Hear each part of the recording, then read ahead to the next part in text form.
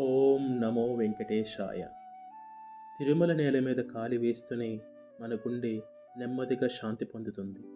సమస్యలు అలాగే ఉన్నా మనస్సు కొంచెం బలంగా మారుతుంది.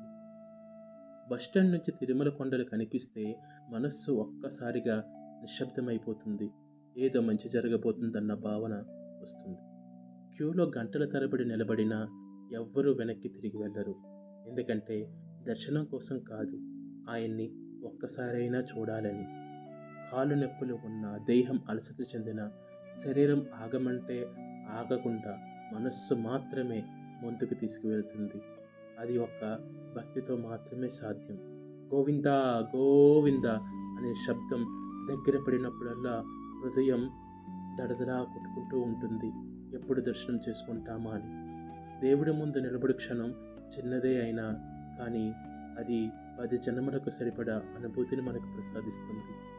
మన కథ చెప్పడానికి మాటలు రావు, కన్నీళ్ళు మాత్రమే వస్తాయి. అయినా ఆయన అర్థం చేసుకుంటాడు. కొన్ని దృశ్యాలు మనసు ఎప్పటికీ మర్చిపోదు. అక్కడి నుంచి బయటకు వచ్చేటప్పుడు సమస్యలు మాయం కాకపోయినా మన హృదయంలో ఒక బలం వస్తుంది. ఏదైనా జరగనే ఆయన నాతో ఉన్నాడు అనే ఒక బలం.